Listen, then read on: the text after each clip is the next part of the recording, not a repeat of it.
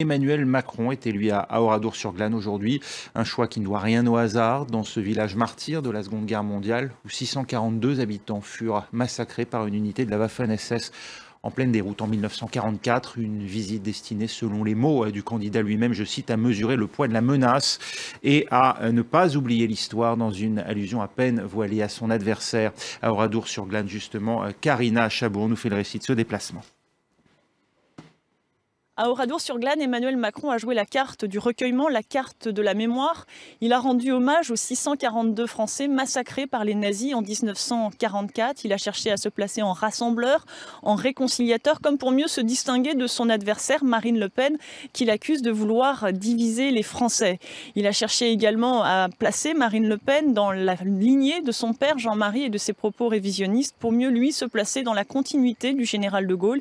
Il a insisté sur le fait que ce sont sur les cendres d'Oradour-sur-Glane que se sont construits à la fois le projet européen, un projet de paix, ou encore la fierté républicaine. Je vous propose d'écouter le témoignage de cette femme qui avait 6 ans en 1944, qui venait d'un village voisin et qui a vu ce village ensanglanté. Écoutez. En quoi sa visite elle est importante aujourd'hui ici ? Pour montrer au pays quand même qu'il s'occupe de tout, qu'il n'a pas oublié qu'on pouvait un jour recommencer un truc pareil, avec d'autres personnes. Vous pensez à qui en particulier ? Je ne dirais pas de nom, mais quand même.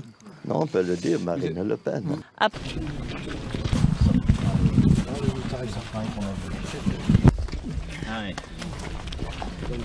Donc la mémoire porte des lieux.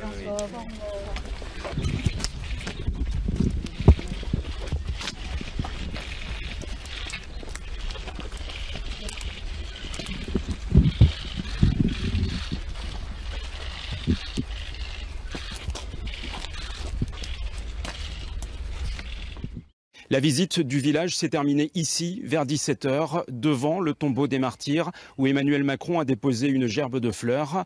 Le candidat à la présidentielle est arrivé vers 16 h à Oradour et il est entré dans le village martyr accompagné de Robert Ebras, le dernier survivant du massacre. Comme tout un chacun, Emmanuel Macron a été saisi d'un frisson.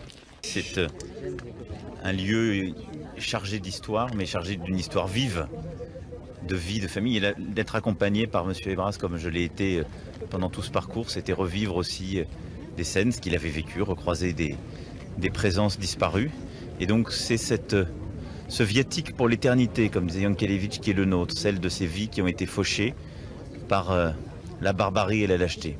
Robert Ebras a demandé à celui qui pourrait devenir président de la République de conserver les ruines d'Oradour, quoi qu'il advienne. C'est près de 450 femmes et enfants qui périssent, dont le plus jeune a 1 semaine. Le plus âgé, la grand-mère la plus âgée a 90 ans, il y a tous les âges, et il y a beaucoup d'enfants, parce que c'est un jour d'école. Et il y a beaucoup d'enfants qui sont morts, sans leurs parents, bien sûr. Mais si vous êtes président, je voudrais que vous conserviez le village, qu'on continue à commémorer les 642 victimes. Vous pouvez compter sur moi. Merci. Si je suis élu président, je reviendrai le 10 juin. Merci. L'homme n'a pas souhaité se positionner politiquement. Il a simplement rappelé que le massacre des siens était dû à l'élection d'Hitler en 1933. C'est la montée du nazisme qui a fait quand même qu'il y a plus de 6 millions de morts. Et Oradour en fait partie. C'est quand même l'extrémisme qui a créé, qui a fait ce que la Deuxième Guerre mondiale a fait. Quant à l'idée qu'Emmanuel Macron fasse de la récupération politique en venant à Oradour, eh bien ici, on est très clair. Moi, j'ai reçu des candidats en 2002 notamment. M. Bayrou était venu, j'avais reçu M. Rocard, j'avais reçu M. Marchais. Enfin, il y a eu plusieurs candidats qui sont venus pendant la campagne des présidentielles. Donc ce n'est pas la première fois et je ne pense pas que ceux qui étaient venus, nous n'avons jamais pensé que c'était une récupération politique. Alors, dans cet entre-deux-tours, il convoque l'histoire, la bataille des images fait rage.